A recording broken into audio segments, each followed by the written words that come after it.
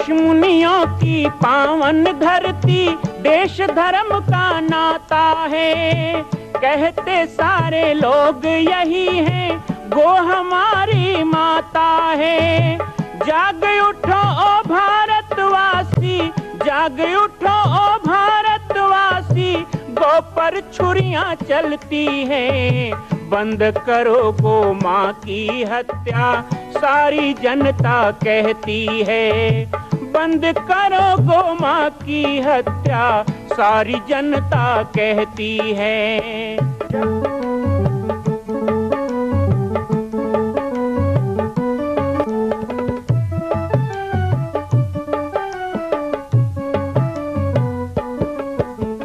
जगह जगह पर बूचड़ खाना, लाखों गौएं कटती हैं। किसे सुनाए व्यथा हमारी, नैना नीर बहाती हैं। रक्षा करना गौ माता की, रक्षा करना गौ माता की, गीता ज्ञान सिखाती है। बंद करो गो माँ की हत्या, सारी जनता कहती है। बंद करो गो माँ की हत्या, सारी जनता कहती है।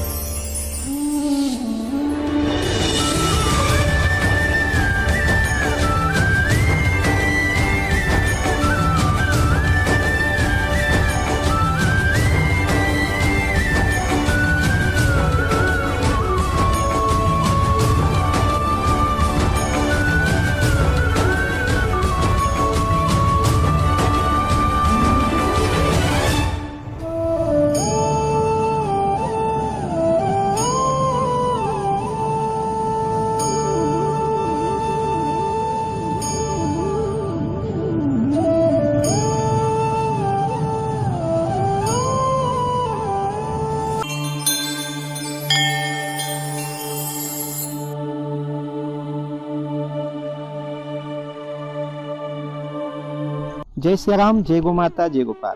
स्वागत है आप सभी का बाबा जी की पाती कार्यक्रम में। आज बाबा जी की पाती कार्यक्रम बचपन की यादें, इस श्रृंखला में हम बहुत आगे बढ़ चुके हैं। आप सबके साथ अभी 24 से लेकर 29 जुलाई तक श्रावणी महायज्ञ श्री दिव्य रुद्राभिषेक और भोले बाबा महाकाल की भस्म आरती और साध्वी सरस्वती जी के श्रीमुख से शिव कथा, ये 6 दिन बचपन की यादें कार्यक्रम को हम विश्राम देंगे और इन 6 दिनों में आपको कथा की झलकियां, रुद्राभिषेक ये सब दिखाएंगे। वैसे तो हमारे इस YouTube चैनल पर प्रतिदिन सुबह 9 बजे से 12 बजे तक महारुद्राभिषेक 21 शिवलिंग का अभिषेक लाइव रहेगा। इसके बाद में दोपहर 2 बजे से 5 बजे दिव्य शिव कथा को भी आप लाइव देख सकेंगे और संध्या में 6 बजे भगवान रुद्रेश्वर महादेव महाकाल बाबा की भस्म आरती भी आप लाइव देखेंगे। लेकिन लाइव के साथ साथ ही आपको कथा में होने वाली विशेष प्रसंगों को भी बाबा जी की पाती में दिखाया जाएगा। बचपन की यादें कार्यक्रम को हम विश्राम देंगे और कथा के बाद पुनः इसको जारी करेंगे।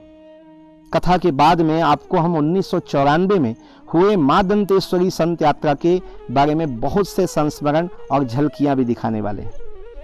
अभी तक हमने जो पिछले संस्मरण बताए हैं उसमें बहुत सब फोटो नहीं था, वीडियो नहीं था, क्योंकि उस समय ये सब कैमरे वगैरह का चलन कम था, मोबाइल नहीं था। लेकिन अब जैसे जैसे हम आगे बढ़ेंगे 1994 के बाद, तो हमारे पास बहुत से वीडियो क्लिप्स भी हैं, बहुत से फोटोज भी हैं जो आप लोगों को जीवंत उस प्रसंग को देखने में मदद करेगा। बचपन की यादें कार्यक्रम लगभग 70 भाग पूरा करने जा रहा है और 70 भाग के बाद हम इसे रोकेंगे और आने वाले अगस्त के महीने में फिर आपको इसको धारावाहिक के रूप में दिखाएंगे। 8 अगस्त को हमारा शरीर का जन्मदिन भी है और शरीर के जन्मदिन के अवसर पर 8 अगस्त को कोई ना कोई विशेष आयोजन होता ही है। पिछले बार हमने 8 अगस्त के अवसर पर भारत के विशिष्ट संतों महापुरुषों के आशीर्वाद भी आपको दिखाए थे। इस बार भी हम प्रयास करेंगे कि बचपन की यादें के साथ साथ हमारे जन्मदिन को भी यादगार बनाया जा सके। गोमाता को 56 भोग भी कराया गया था 8 अगस्त को। इस बार के कैसे क्या कार्यक्रम रहेंगे, आप लोगों के सुझाव भी आमंत्रित रहेंगे। जो आप लोगों की इच्छा हो उस वैसा ही कार्यक्रम बनाया जाएगा। लेकिन अभी आज के कार्यक्रम में हम आपको कुछ ऐसे विषय बताना चाहते हैं। आखिर 21 शिवलिंग का रुद्राभिषेक श्री हनुमान नंदीशाला में क्यों? कोरोना काल के पश्चात ऐसी क्या आवश्यकता महसूस हुई मुझे? कोरोना काल में कुछ संकटों से मैं भी गुजरा। हमारे बहुत से आत्मीय जन हमारे बीच नहीं रहे। उन सभी को मैं स्मरण भी करना चाहूंगा और आज के कार्यक्रम में श्रद्धांजलि भी देना चाहूंगा। सबसे पहले स्वर्गीय श्री कामता प्रसाद साहू जी, हमारे पाटेश्वर धाम के सचिव, हमारे अभिन्न, हमारे हृदय, पिछले वर्ष कोरोना काल में ब्रह्मलोक को गए, हमारे बीच नहीं रहे। उनकी कमी आज भी हमको खलती है, उनकी कमी कोई पूरा नहीं कर पाता। ऐसे ही हमारे राम भरोसा जी काले गूंदी, हमारे मंडलाधिकारी छुई खदान तहसील, हमारे बीच नहीं रहे। अभी अभी जगतू राम जी मेरावी, हमारे खोलवा से मंडलाधिकारी प्रभारी, वो हमारे साथ नहीं रहे। हमारे बड़े ही प्रिय और बड़े पुराने पाटेश्वर धाम के सेवक श्री धर्म सिंह साहू जी अरजपुरी, वो हमारे बीच नहीं रहे।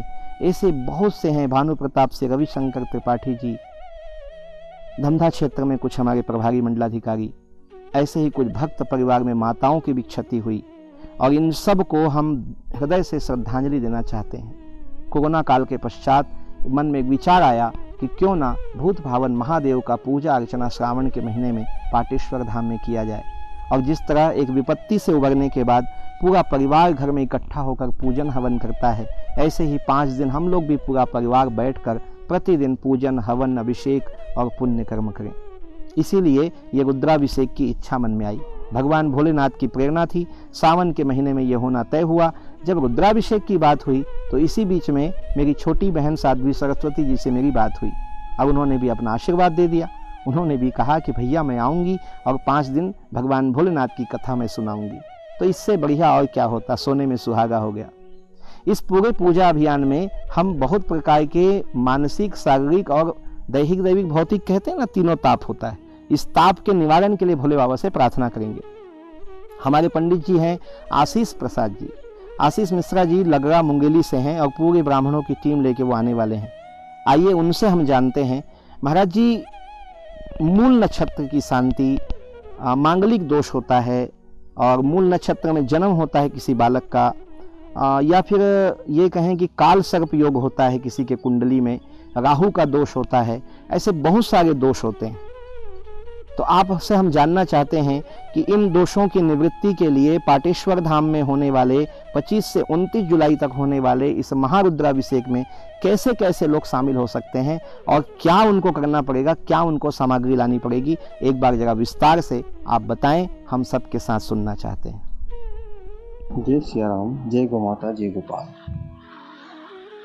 भगवान महाकाल की दिव्य रुद्राभिषेक एवं शिव महापुराण कथा में सभी लोग जो भाग ले रहे हैं उनका बहुत बहुत स्वागत, अभिनंदन। आप सभी लोग अवश्य ही भाग लें, सकाम अथवा निष्काम। बहुत सारे लोग ऐसे हैं जो जिज्ञासु हैं। पूज्य श्री के निर्देशनानुसार ऐसे बहुत ऐसे लोग हैं जो कालसर्प दोष से पीड़ित हैं, तो उनके लिए मैं निवेदन किया था पूर्व में। कालसर्प दोष की पीड़ा के निवृत्ति हेतु आप अभिषेक करेंगे और 3 सर्प लाएंगे, चांदी का, लोहे का और तांबे का, भगवान काल सर्प दोष की पीड़ा हेतु, शमनार्थ हेतु। दूसरा है मंगल दोष। मंगल दोष के लिए मंगल चंडिका माता के लिए एक साड़ी आपको लेकर के आना होगा और साड़ी के अलावा पूजन की मंगल आदि भगवान के लिए लाल सी वस्तु कोई भी ले आए, लाल कपड़ा 1 मीटर ले आए। तीसरा है शनि ग्रह शांति। शनि का प्रकोप जिनके ऊपर है उनके लिए विशेष करके बताऊं, उनको सरसों का तेल अवश्य लेकर के आना होगा और तिल लेके आना होगा और भगवान शनिदेव में और शमी विशेष करके यदि आपके पास उपलब्ध हो तो लेकर के आएँ, ये शनि के लिए। चौथा है मूल। मूल के लिए हमने पूर्व में भी निवेदन किया था, आज भी मैं कर रहा हूँ कि मूल के लिए हमें गौ माता के पुच्छ से झाड़ा हो जाएगा और गौ माता के अंदर से बाहर निकाल करके फिर पश्चात मूल आदि जो नक्षत्र आदि 27 नक्षत्रों का पूजन विधिवत होगा, उसके लिए आप वो करेंगे, पूजन कर लेंगे और जो है अभिषेक कर लेंगे। एवं ग्रहजन्य पीड़ा, जिनको भी ग्रहजन्य पीड़ा है वो सभी सरसों का ही तेल लेकर के आएंगे अभिषेक के लिए। वो लगभग मात्रा 3 से 3.5 लीटर की होगी। तो यथाविधि जो सामग्री है वो आप सभी लेकर के आइएगा। जय गौ माता, जय गोपाल। बहुत ही सुंदर जानकारी महाराज जी के द्वारा हमें मिली और बहुत आनंद आने वाला है। इस कार्यक्रम के तैयारियों को भी मैं आपको कल दिखाऊंगा। कल के कार्यक्रम में मैं आपको तैयारी दिखाऊंगा कि किस तरह से मंच की सजावट और भगवान भोलेनाथ की मूर्ति का निर्माण और साथ ही साथ पूरा परिसर, वैसे तो सजा ही रहता है परिसर, जहाँ पर हरियाली होती है, जहाँ पर प्राकृतिक आनंद होता है, जहाँ गौ माता होती है, वो अपने आप पूरा परिसर सजा रहता है। लेकिन फिर भी कुछ सजावट करना ही होता है, तो वो सब हम आपको कल दिखाएंगे। महाराज जी के द्वारा कुछ बातें यहाँ पे बताई गई। कई लोग मुझे भी पूछते हैं कि क्या ये सब चीज़ें हमको प्रभावित करती है? बिल्कुल करती है। जिस तरह सुबह हमको प्रभावित करता है, दोपहर हमें प्रभावित करता है, रात्रि हमें प्रभावित करती है, जिस तरह प्रकाश और अंधकार हमें प्रभावित करता है, जिस तरह हमारे जीवन में होने वाले कई प्रकार के सुख दुख हमें भासते हैं, इसी तरह राशि का, नक्षत्रों का, ग्रहों का प्रभाव हमारे ऊपर पड़ता है। हाँ, ये अलग बात है कि जानकी नाथ सहाय करे तब कौन बिगाड़ करे नर तेरो। जब परमात्मा आपके साथ हो तो फिर आपका कौन बिगाड़ सकता है। बहुत सुंदर बात किसी ने कही। समय से पहले भाग्य से ज्यादा बोलो किसने पाया है। समय से पहले भाग्य से ज्यादा बोलो किसने पाया है। जो तेरा था तुझे मिला है, कोई तो छीन न पाया है। ईश्वर अपने साथ है तो डरने की क्या बात है।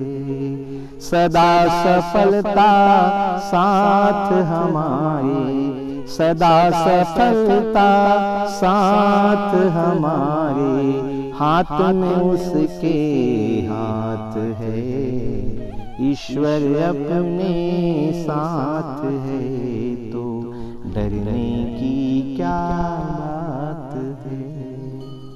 उसने अपना हाथ परमात्मा के हाथ में दे दिया, तो फिर उसको डरने की क्या बात है। सकल आस भरोसो एक तेरो मदन गोपाल, ऐसी भावना जिसकी हो गई तो डरने की क्या बात है।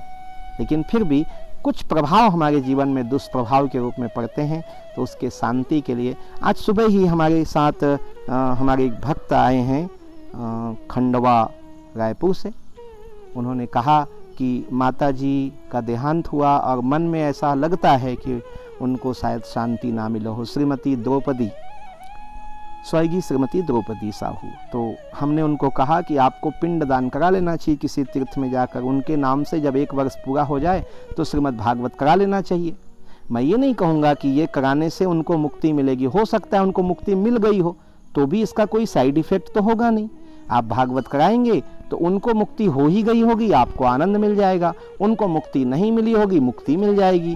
आप पिंडदान के लिए जाते हैं तो पिंडदान उस पितर को मिलेगा, वो बाद का विषय है, लेकिन आपको तीर्थ का दर्शन तो मिल जाता है ना। तो ये बहुत ही सुंदर चीजें हैं, हमें मानना भी चाहिए इन चीजों को और मान करके चलना चाहिए। गौ माता के पावन दर्शन से, गौ माता के पावन आशीर्वाद से भी हमारे संपूर्ण दोषों का नाश होता है और पितरों का उद्धार होता है। आप सबसे मैं चाहूँगा कि गौ माता को रोटी खिलाएं, गौ माता के शरीर पर हाथ फेरें, गौ माता का दर्शन करें, गौ माता का पावन अर्चन करें और गौ माता के सन्निधि में वास करें। गौवंश के द्वारा हमारे संपूर्ण पापों का नाश हो जाता है। ऐसे गौवंश का दर्शन करना, उनका पुण्य स्मरण करना, उनको सुस्वादु भोजन कराना भी पितरों के उद्धार का मुख्य कारण होता है। तो बाबा जी की पाती के माध्यम से आज मैंने आप सभी को पाटेश्वर धाम आने का निमंत्रण भी दिया। साथ ही साथ मैंने यह भी बताया कि किस तरह विभिन्न दोषों से मुक्ति के लिए यहाँ पर यह कार्यक्रम आयोजित हो रहा है और आप सबके भीतर गौ माता के भक्ति का जागरण हो, ऐसा भी मैं चाहता हूँ।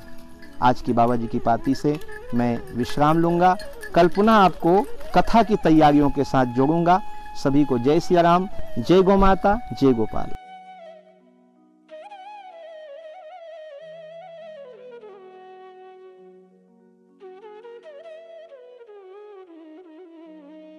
मां कौशल्या की पावन जन्मभूमि छत्तीसगढ़ प्रांत में बालोद जिला में स्थित है श्री सर्वसिद्ध शक्तिपीठ जामड़ी पाटेश्वर धाम।